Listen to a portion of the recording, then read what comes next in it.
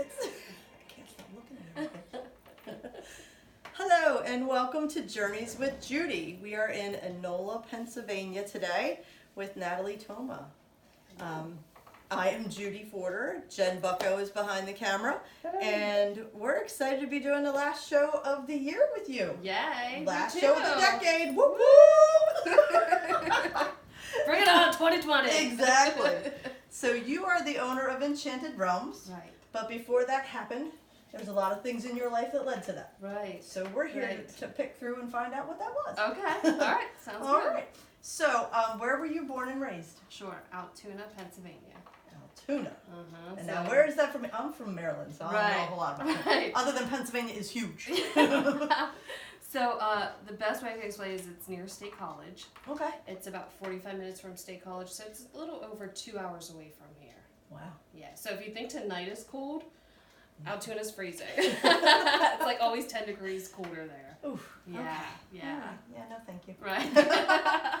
Do you have any siblings? Yes. So I have a humongous family. Ooh. Yes, I have 2 brothers and 2 sisters. So there's 5 of us. I'm the 4th child out of 5. Ooh. Yeah. Ooh, okay. Mom and Dad were getting pretty tired by the time you. So when they got to me, they're like, just stay alive. Exactly. No blood, no foul. No blood, you're okay. And I have 13 nieces and nephews. Wow. Yes. Oh, that's cool. And on my mom's side, she did have 5 brothers and 4 sisters. So there's 10 of them. So when I say humongous, we have a humongous family. Wow. Yes. That's cool. That's really cool. Yeah. Your family functions are probably pretty loud, huh? They used to be back in the day growing up. Yeah. I mean, it was just normal. It was very normal to have chaos, but good chaos. Mm-hmm. And when I moved away from him, it took me a long time to get used to silence. Because I was used to something or someone or, just some kind of noise around. And when I moved away, wow, it was scary because I had to really get to know me. And when you're around all those people, it's such a distraction. Absolutely. I always knew me, but not on that level. Right. So yeah, that took some years of growth there. Wow. Yeah. I bet it did. Yeah. So are you close to your siblings? Absolutely. And where do they all live? So they all live back in Altoona Okay. or surrounding area. All right. Yeah, so I don't get back as often as I would like to. But there's that bond there that's unbreakable. We, no matter, how much love loss we've had throughout the years, we always have each other's backs. And I think that's something that our family in particular was raised with, was even though you might have issues with someone or troubles, at the end of the day, you're family and you come together. So, Unconditional love. Right, Nice. right, yeah. That's very nice. Yeah. 13 nieces and nephews. Mm-hmm. Isn't it awesome being an aunt? Yes. It's so fun. And I have a cat. So You have a 20-year-old cat. That's right. I have a 20-year-old cat. So his name's Nesta. I gotta give a shout out to my boy. Okay. That's right. Yes. He's sleeping in the back room. And he gets around. He looks great. Yes, He he even has a little does. cold, but he looks Yeah, great. I know. He's such a trooper. So yeah. So I am the fun aunt of the bunch. They come with me. They get to do everything they're not allowed. Mm-hmm. I get them all sugared up and send them home. Send them home. That's the joy of being an aunt. Yeah. So no, I love them all so much. They're amazing. Excellent. Yeah. So, how would you best describe your childhood, other than crazy and chaotic in a good way? Yeah. Creative. Tons of imagination. I was love. gonna say, with all those kids, did you get together and put on shows? Oh, When we got together with my yes. cousins, it was like showtime. It was. Yes. Well, my grandma was the leader of the bunch. Nice. So, because grandma lived next door to us. And so me and my cousins, we actually had groups. This is back in the 80s when Gem of the Holograms was big. We were Gem of the Holograms. We each had our own little character of who we were. And so I remember being in Grandma's living room and we were performing and Grandma came out and was like, "You gotta put more hip in it," and she showed us how to dance. We're like, "All right, Grandma, all right." And then she would always say to my cousin, do that piece, whatever that meant. It meant do her favorite song. So yeah, we were always at grandma's house. It was kind of the gathering spot for all cousins, our family, and just the imagination that we had. I mean, back then you played outside all the time. You weren't glued to a TV. You just, you rode your bikes. Right. Didn't have a phone. I mean, we rode our bikes. We had baby dolls. The normal things that kids used to do. And, I don't know how much they do of that now, but that really was pivotal in my growth as tapping into my creative imagination side. So, yeah, we had such a blast growing up. We had such a good childhood. I was gonna say, your family fun runs deep. It does. Grandma's like, come on, we're gonna party. She would lead the charge, and Grandma was notorious for holidays. So Christmas was one of her favorite holidays. Halloween. Halloween was, the most amazing time. She had a party every Halloween. She was dressed up. She instilled that sense of childlike wonder in all of us, which really helped us all just have so much fun and so much love. So yeah, those were some really special memories. That's great. Yeah. What I was just gonna say, what's a favorite childhood memory? But that's just. Yeah, I would say. Your childhood is jam packed with them. Right. There's tons of them. There's so many different memories. Just spending time with my cousins. They felt like sisters growing up. We were just really close. We had such a good time. And everyone just really got along good. Of course, kids have their moments too. I'm sure we all did. Cousins like sisters and siblings. You have right, fights. You have fights. I'm sure there was a number of those. But at the end of the day, we all, Grandma all instilled that sense of love in all of us, and we all knew that no matter what, we were all loved. So, yeah, I would say that was probably one of the best memories. And another one was, because I lived next door, I had the opportunity to spend, so much time with my grandma. Mm-hmm. And so I would spend the night with her for, 3 years in a row. So every night I had my routine. I would go over, and this was, from 3rd to maybe 2nd through 6th grade. So I basically saw my mom in the morning when I got ready for school, and that was it. It was peace out, Mom. It's I'm going over with Grandma. And so I would go over with my grandma, and my uncle lived there at the time, and I would spend the night there. And we had our routine, so we watched Unsolved Mysteries every night. So that's where my love of paranormal comes from, is from my grandma. So we would have our shows, Unsolved Mysteries or The Golden Girls. How different can you get? Yes. And then we would make popcorn, and then we would go up to bed, and then I'd wake up in the morning, and my grandma would have my curling iron plugged in. She would have my tea made and my toast, and I would eat breakfast, get my hair ready, go over to my house, get dressed, and go to school. Wow. Yeah. So I think my mom was, she knew that there was such a tight bond there. She was totally okay with it. Plus, she had 4 other ones. I was going to ask if that ever bothered your mom. But no, honestly, it didn't. I think she was just, she loved the connection that I had with my grandma. So, yeah, it was really special. Very. Yeah, absolutely. What a gift that is. Mm-hmm. You hear more and more of kids growing up without grandparents. Right. Some are being raised by grandparents, but then you have others that don't. Right. Either cancer or something has taken them away. Yeah. And I think we have a whole slew of kids out there, my daughter being one of them. Not really, because I was very close to my grandparents on my mother's side as well. Yeah. And they lived around the corner. So Right. I was spending the night at their house, Yes. eating beer pretzels, not with beer, but yeah. And those you have those close, fond memories of carving pumpkins and things like that. Yeah, it's such pivotal. Yeah. And so my grandma was a widow. I never met my grandfather. Oh. So she was a widow. He passed at the age of 56. Ooh. Yeah, and she still had young kids at that age. So talk about strength. To have 10 children. There were some that were already grown, but so I think that too was a bond that we formed because she didn't have my pap there. That she loved having everyone there. Right. Was filling a void that she had. So Okay. Yeah. Well, you have this wonderful sounding childhood. Did you have any challenges as a child? Like you personally, how did you do fitting in at school? Did you have any challenges? So I would say my youngest sister, Ashley, I had like this weird complex. I always worried about her for some reason. Like, I don't know what it was. She was always safe. There was no reason for me to be concerned, but I was like a mini mom to her growing up. It was like if she wasn't near me, I was like, where's Ashley at? Is she okay? Is everything all right? And I was like, I don't know, maybe 5 or 6. Like, a 5 or 6-year-old shouldn't be doing that. But it was just like this innate maternal instinct that I had to protect my sister. Wow. I don't know why that was there. I don't know. What's the age difference?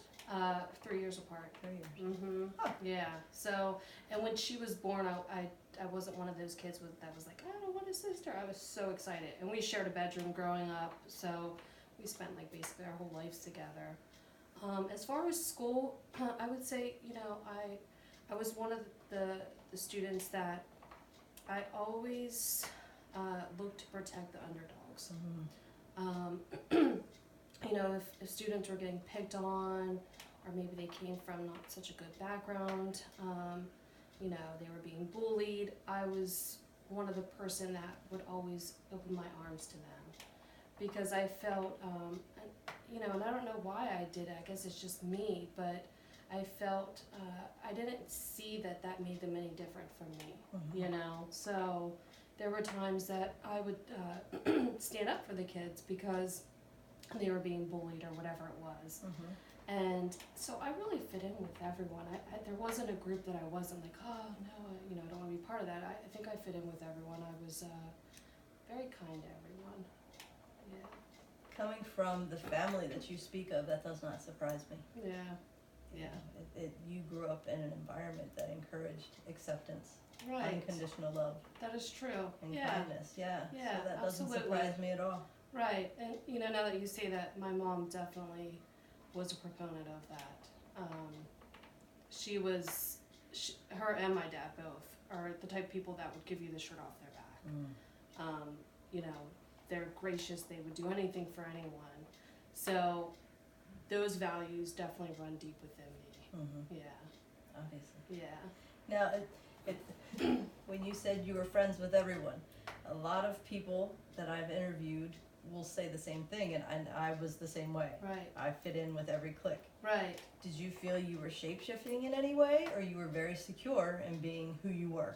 Right. So I think I went through some phases where I hung out with like all the skaters. And then I hung out with like all the preppy people. So I think for a while there I kind of was like, you know, until you really find out who you are. I was gonna say, finding out who you are. Right, yeah. And so I ended up landing in the hippie crowd. Doesn't surprise me either. Yeah, so ultimately I guess that's kind of where I landed up, was more of the like chill hippie type crowd, going to like concerts, fish shows and stuff like that. But I would say that's probably where I ended up. Although, like, I played sports, I was a majorette, so I had little chunks of different things. You were involved in a lot of things. Yeah. So it sounds like you were pretty well adjusted. Yeah, I would say so. But I just keep hearing, when you come from that foundation of such Right. unconditional love and kindness, and you feel Right. safe in figuring out who you are. Right. And it's not so much a challenge. Right, I mean, there were some bumpy times towards later teen years. Yeah. You know, like many of us probably didn't date the best people in the world. So yeah, that was a bit trying for a few years. I was in a pretty shitty relationship. In high school? Yeah, when I was almost 17 till I was 21 actually. Wow. Yeah, so that was a level of teaching me things that I never thought that I would experience. It was, not to get too deep or anything, but it was an abusive relationship. Okay. So it was definitely not the kind of love that I was used to, Right. you know. But once again, being the person that I am, I like to save people. I was gonna say, did you feel you could fix them? Yeah. Yeah. You know, think you have a couple of those until you're like, damn it, I'm not fixing anyone anymore. I don't need no fixer-uppers. That's right. Yeah, so, you know, I would say that was definitely a trying time in my life. So at 21, you decided it was done. What gave you the strength to say, I'm done with this? Pretty intense situation. Yeah, it was pretty much like I had to make that choice or else I wouldn't be here today. Okay. Yeah, so, yeah, it's pretty deep. All right. Yeah.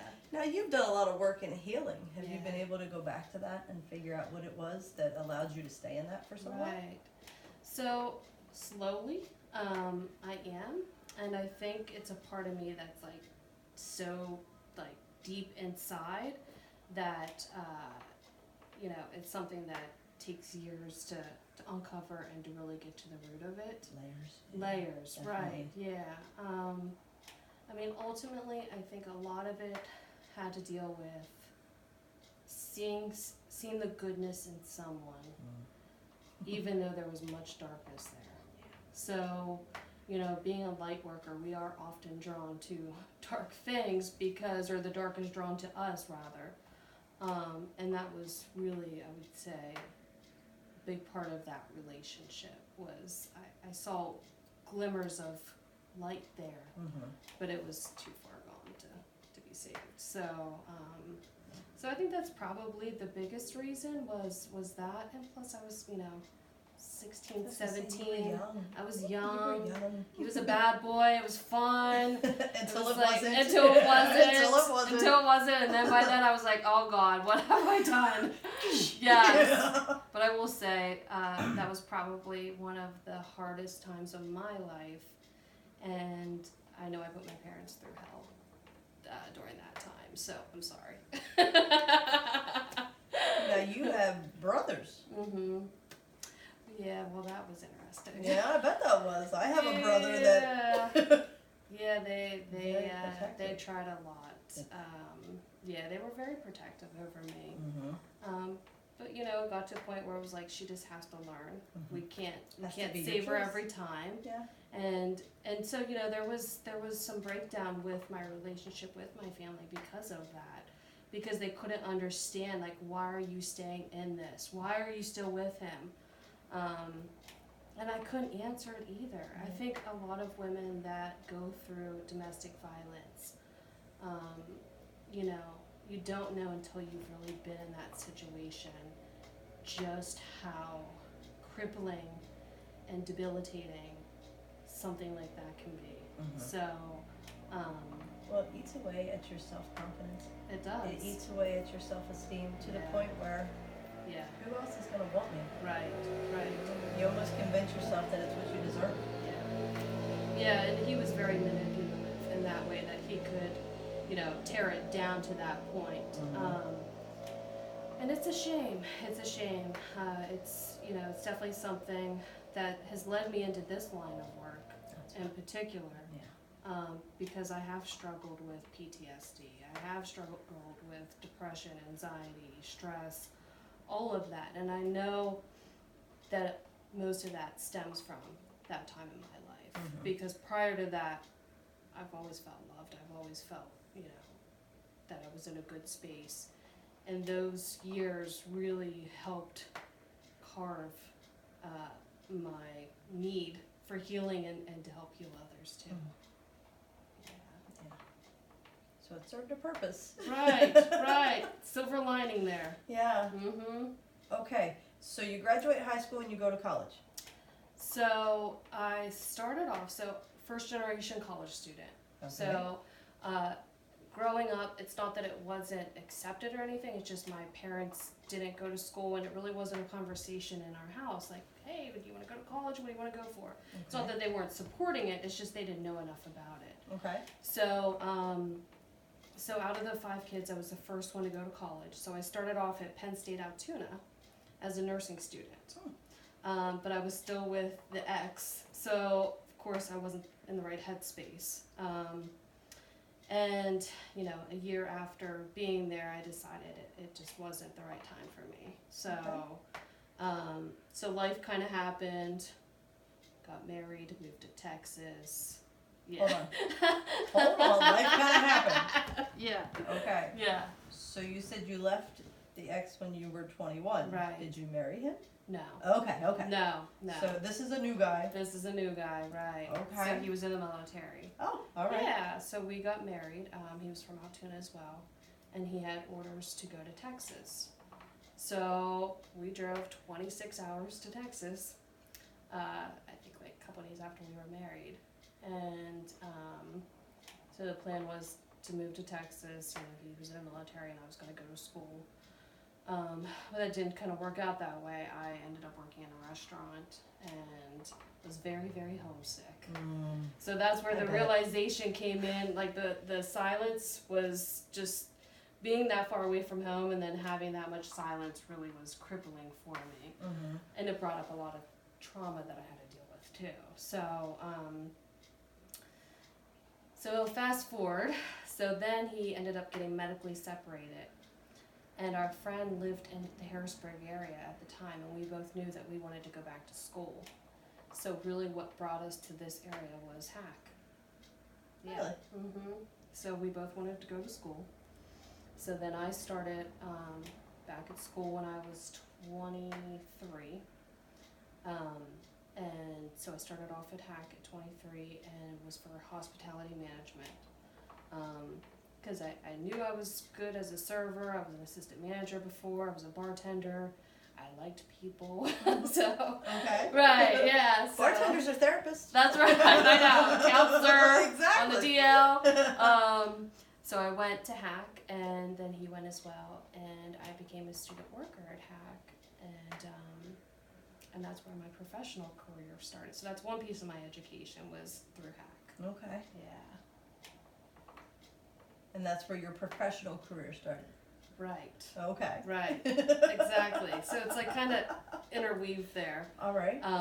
But yeah, I started off at HAC as a first generation college student. And then I became a student worker there in the admissions office. And then as I was taking classes, so I finished in 2 years, and then after I graduated, I got full-time employment at HAC. So I actually never went back to the hospitality field. Oh, no way. No. So I have the degree, but I never actually went back to it. Okay. So I've been at HAC for 14 years now. Oh, now you had mentioned when we got a lot of different departments though. Right. Okay. Yeah, so I worked in health careers for about 4 years, which was an amazing opportunity. So I worked with like all the program directors.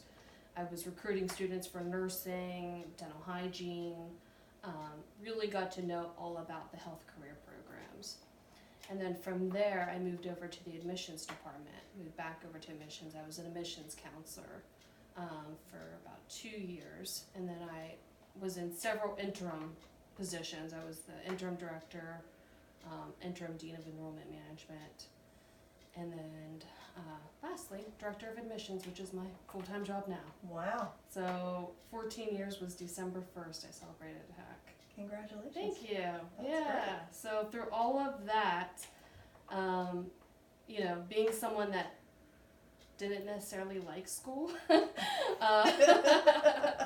it wasn't that I didn't apply myself. It's just traditional school for me did not capture my creative side. So I got bored very easily. But it's funny how life takes you through different twists and turns to, you know, come back to now helping other first generation college students that may have the same story as me, that may feel like they couldn't do it, has really helped me stay in that profession as long as I've had. So, and then during that time, I've obtained a bachelor's degree.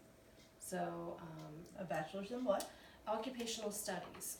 Okay. So I graduated in 2018 with a bachelor's in science. Excellent. Yeah, and I'm starting a master's degree in January. See, I like school, don't I? You do. Yeah. And what's your master's study? It's going to be health and wellness coaching. Oh, fantastic. Yeah. Perfect. Yeah. Okay, so in all this, where did your spiritual journey begin? Right. So I would say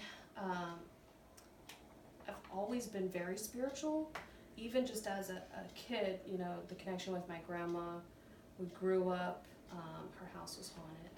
Oh. So we grew up hearing ghost stories. It wasn't uncommon for all of us to be on my grandma's porch. That was kind of the gathering spot in the nice weather, when the weather was nice outside. And we would all sit around and, you know, my aunts and uncles would share ghost stories about things that happened or even premonitions. There's always been like a sixth sense within my family. My mom has had feelings about things that have happened. Mm-hmm. My aunts have experienced that, my cousins. So I think it runs pretty thick throughout our family. So it was nothing ever pushed down. It was nurtured. Right. Encouraged. Yeah. That's fantastic. Yeah. It wasn't, you know, in some families, if you speak of paranormal or ghost or spirits or spirituality, like, oh, that doesn't exist. Exactly. It wasn't that way at all. It was welcome conversation. And I remember as a kid, like, tell me more. Yes, I love that. Right, we were all like that. And so the upstairs supposedly was haunted in the attic, and we would all be like scared to death to go upstairs or run up real quick, run up real fast down the steps.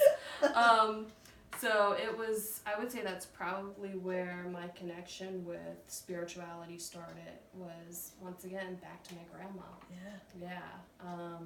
Because it wasn't uncommon for us to talk about those things. And I would say I probably tapped into it a lot more throughout my teenage years, definitely. I mean, well, even as a kid, too. We, you know, well, I think it's normal, maybe it's not, but, I mean, even as kids growing up, we would, like, go in, like, haunted houses and like, do little, like, seances and stuff. So, I don't know, maybe that's not normal. Wasn't normal for me, No. but you know, Okay. that doesn't mean much. What about you, Jen? We were slumber party seances people. Okay. So we took a little bit further. Yeah. So we did like the light as a feather, stiff as a board type thing. But then like, you know, we did go to haunted houses. I can remember me, my cousin, and our two friends growing up. I don't know, it was like intriguing for us. It was really, like, you think most kids would be scared out of their mind, but for us we were like, oh my God, let's do it. So yeah, so I would say it's always been part of me, really. Okay. Yeah. When did you realize that the openness in which you spoke about the paranormal with your family was different from what other people do? Right. I guess, I don't know if I really Ever knew. realized? Yeah, really. I don't know if Which I is did. great. I don't know if I did, because I mean, growing up, we had such a big family that we were always with each other. And even the friends that I had, like, they never went home. They were always with us too. So, yeah, I don't think that I was ever to a point where, well, maybe older, like later on in life with my ex-husband when I was in the military. Yeah. Yeah, maybe with him it was, maybe with him it was a little disbelief that, oh, that stuff's not real, you know. That's the first time, and I think too that I'm open to letting people have their own opinions and judgments, and I'm not gonna prove to you why I think it's real. Right. So I don't think it affected me as much as maybe someone that's trying to really prove to someone that it matters. Gotcha. Yeah. Okay. Yeah. So it wasn't anything weird or out of the ordinary. I mean, even now, like my nieces and nephews, there's been some things that have happened with them seeing my grandma and saying stuff to my mom about my grandma. They never even met her. Wow. Yeah, I'm getting chills just saying that. Wow. So, you know, and it's not, we're never like, oh, that's not real. But I will say, out of everyone in the family, if something paranormal happens, or like if they get an orb in a picture, they all send it to me. Like for validation, I'm not sure. They're like, what is this? Tell me more. I'm like, okay, I'll look at it. Right. Yeah. Right, so, yeah. Okay, so did you feel you lost touch when you were going through that rough period? Yes. Yeah. Absolutely. Okay. Absolutely. Yeah, I lost touch with a lot. It's so weird because now looking at it, like, I don't even know who that person was. You know, it was somewhat of like an outer body experience, I guess. It was because I had to survive. So, you know, the last thing that was on my mind was talking about ghost or paranormal. It was, how do I get out of this situation? How do I save my life? So I don't become a ghost, basically. Right. But yeah, it was, I would say I had a good bit of a disconnect between like probably 17 through 21. Although it was still there within me, it just wasn't part of me at that time in my life. Took a back burner. Right. Yeah. Yeah, a lot of things did. Yeah. Yeah. Okay. So once you were able to get out of that relationship, did you feel the reconnection? Did something trigger that, or just you standing up for you Right. and taking that power back? I think that's what it was. Taking the power back. Taking the power back. Yeah. You know, anyone that's been in that kind of relationship can probably attest to you don't even know who you are anymore. And it was like rediscovering who I was again and what I liked and you know, all those things that made me me came back to the surface slowly. So yeah. And did that happen in Texas when you had so much alone time? Yeah, pretty much. Yeah, I'll tell you, it's not what I signed up for. Yes, it was. Thank God I had an amazing neighbor. Her name was Tiffany. She was from Texas, so she kind of like showed me the ropes. Because I'll tell you, living in Texas is like living in another country. It is, especially coming from Pennsylvania. It is very, very different. You know, not in a bad way. It's just extremely culture shocking. And so she actually took me to like Houston and Austin and all the cool places within Texas. Where were you stationed? So Killeen, which Texas is like central. so huge. Yes, it's humongous. Yes. So we were there for a couple years, and Tiffany was my saving grace, really, because it was like you know, there's no coincidence in life. Things are meant to be, and she was meant to be there. And I believe I was meant to be there for her too. We just had such an amazing connection and bond. But it really helped me get through and make it bearable that I wasn't calling my mom every 10 minutes like, I want to come home. She's like, you're married now. She's like, you can't just like get on the plane. Like, you know, you have a commitment. I'm like, oh my God. Okay. But I can't I? He's in the military, not me. Yeah, seriously. So it was definitely not what I signed up for. That's for sure. I don't do too well with conforming to rules, and the military is all about rules. Yes. So I had quite a challenge with that. What you think this will be a great idea? I know, seriously. Like, yeah, this is great. They tell you everything to do in your life. Yeah, that was definitely not what I signed up for. And I wasn't even the one in it, but you know, you're part of it. Yeah, so you still have rules to follow. Yes. So it was. You were gradually finding your way back to you. You went from a situation where you couldn't make any decisions at all to easing you back in. And then once I like really eased back in, I was like, oh my God. What have I done? That's the reason why I'm divorced now. Okay. Yeah, so that lasted about as long as it needed to. See, it served its purpose. Right. And I wish him well. Good. Yeah. Okay. So tell me what modalities you've been trained in. Right. So I am a registered yoga teacher. Okay. So I have a 200-hour registered yoga teacher, and doing some great, fun, amazing things with that. My mentor, my friend, my teacher, Cindy Beers, is my yoga instructor. So I currently teach yoga at Redhead Yoga Studio on Mondays. And how long have you been doing that? Over a year now. Yeah, so I do what's called therapeutic yoga. So it involves some of the modalities that I do, Reiki, reflexology, and it's more of like a restorative yoga where it's just very calm, relaxing poses, just learning to connect and just kind of let the monkeys turn them off inside your head. So I've been doing that, and then through Redhead Yoga and Cindy Beers, she's offered me amazing opportunities of training. So I just completed a 100-hour training for anxiety, depression, PTSD, and stress. Wow. Yeah, so it's mindful yoga for those areas.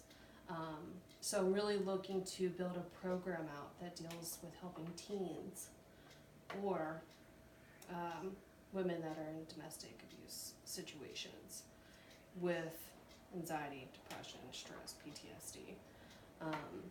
And I think, coming from the situation that I came from, it adds a lot of value to it when someone is helping you cope with that when you have walked that walk. Yes. You can Absolutely. talk the talk, right? So many great things there. Looking to build more training up with yoga. There's a few other training sessions that I've completed as well with Cindy. So she's amazing. And so I teach yoga Mondays from 6 to 7. And it's a nice little small studio, so it's very homey and just has a good feel to it. I also do reflexology. How long have you been doing that? For about a year. Okay. Yeah, so I got training when I was in massage school. So I went to massage school at Hack in 2012. Okay. Yeah, so I left that out in a piece of... Yeah, a little bit. But that's okay. Yeah. That's why we asked. Right. So, so I learned reflexology in massage school, and I'm also a Reiki master. So I had my first Reiki session in Hummelstown when I first moved here in 2005.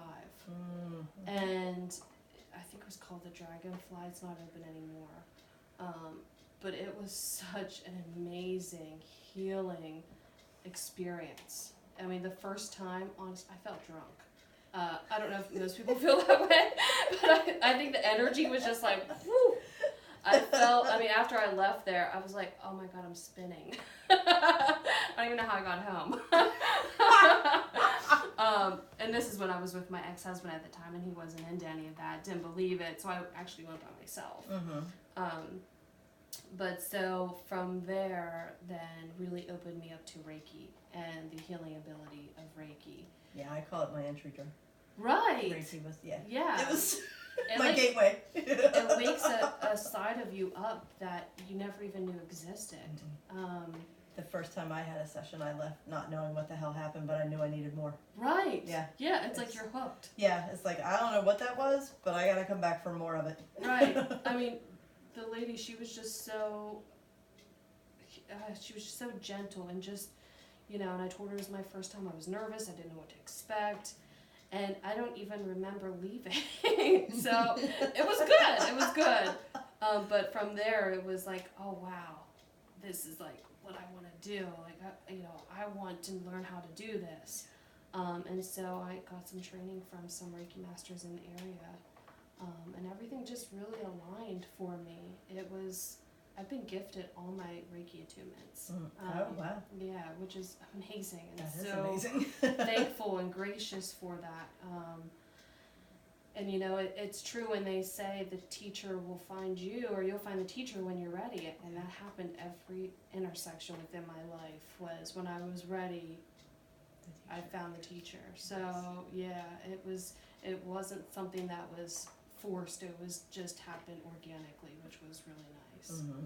So yeah, Reiki, crystal healing, chakra balancing as well. I do angel card readings, fairy readings. Did a fairyology course. A fairyology Yes, course, yeah? yeah. So you learn how to talk to fairies and how to work with fairies in the elemental realm. Yeah, so I was definitely hooked on that. Cool. I don't have it anymore, but I have like a big fairy garden here in our front room, and thank God my husband he's the right man for me. That's all I gotta say, because he totally gets me. You know, we had this big fairy garden, and he's like getting all this stuff for it and helping me set up, and he was so excited. I was like, oh my God, you love fairies? Maybe he doesn't. Maybe he was just, you know, abusing me, but but that's okay too. right, that's fine. And then I've also taken some classes on how to communicate with dragons, so dragonologist, and also realm readings, so to tell you what different realms you're from. That's Yeah, so cool. so that's kind of where a lot of the enchanted realms came from. Was it's not just healing; it's a lot of mystical type stuff as well. Okay. Just because I really like that, and there's this whole other world, at least I believe there's this whole other world, dimension that is out there, and we don't talk about much because people, you know, have perceptions. If you talk about fairies, they think you're crazy, but I believe that there's truth in it, and there's healing there, and they're willing to help us. So that's the other layers of training that I've had too. That's very cool. Yeah. Okay, so talk to me. How did you become a business owner? What made you open Enchanted Realms? So I initially came up with the idea back in 2016. I started a Facebook page back in 2016. It was really just a way for me to have my own page that I could be me. I mean, I have my individual Facebook page, but I'm cautious of what I post on there sometimes because I have a lot of people that are from work and stuff, and it's not that layer of who I am truly, in a sense, if that makes any sense. It does. So Enchanted Realms was a way that I could post things about fairies and not be judged. Okay. Yeah.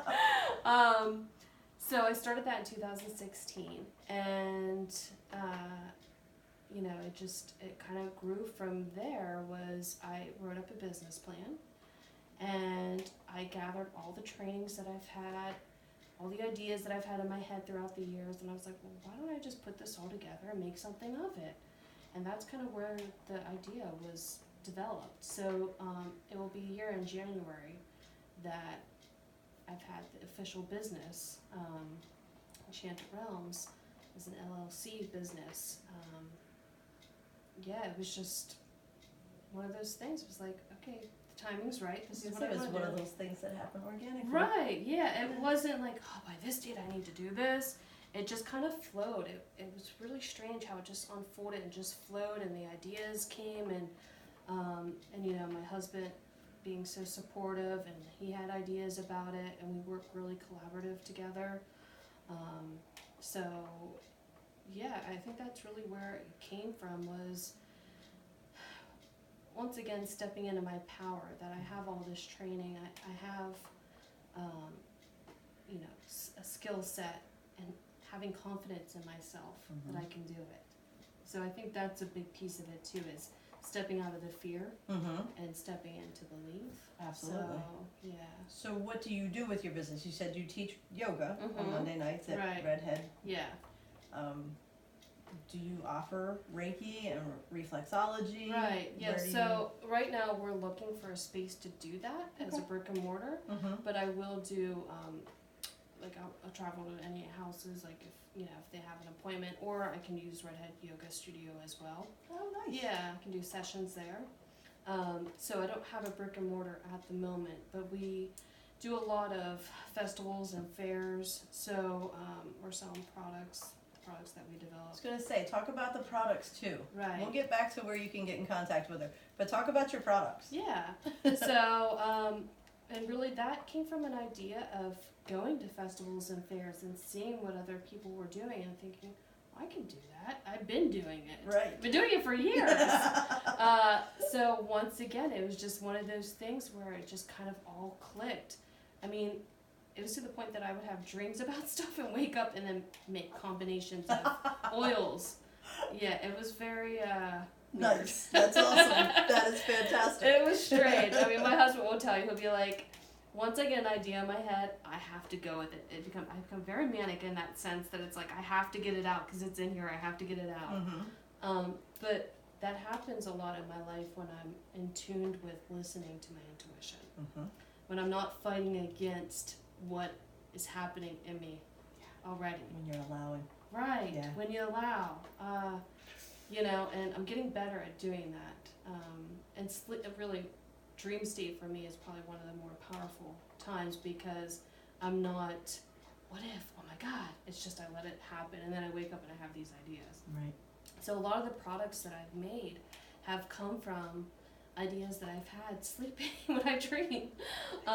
So like the combinations with the sprays, I have a couple different sprays. The de-stress spray came from dealing with anxiety.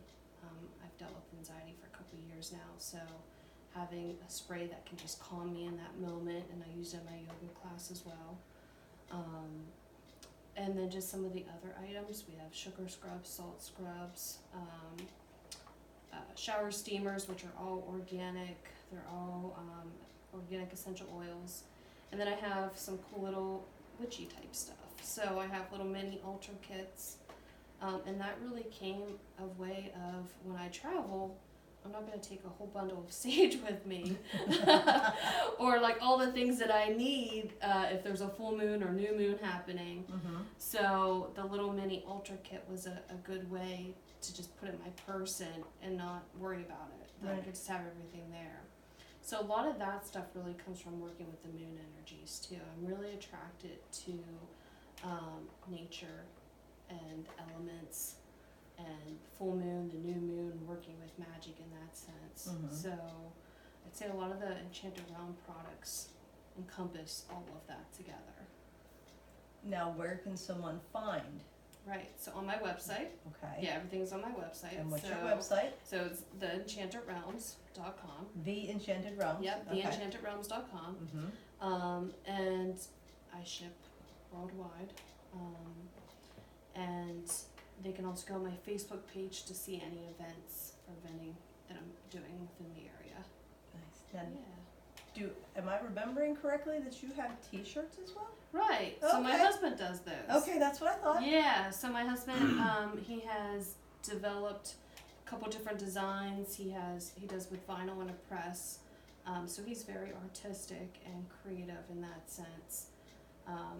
So we make a couple different ones throughout the different shows, and so there's some samples on our website. Okay. We're going to be getting more up there shortly. Mm-hmm. But once again, we focus more on the Zen type sayings, Mm-hmm. and those have been a really big hit. Yeah, I bet they have. Yeah. Yeah. The first time we spoke to you was at Spirit of Oneness. Right. And you had your T-shirts there. Yes. I loved 'em. Yeah. A lot of people really like those shirts. Yeah. So, and it's cool when I see them on social media wearing it. I'm like, tag us. That's so cool. Yeah, that's really what brings it full circle, is when, so we were just in Gettysburg over the weekend at their Connections had their vending event. Mm-hmm. And so I saw people from the last vending event coming up and talking to us like, oh, hey guys, how are you? And it was like, oh, that's so awesome. And I remembered them too. Mm-hmm. And they were showing me stuff that they had bought from us. The one lady bought a spray and she said she uses it every day. It's amazing. She loves it.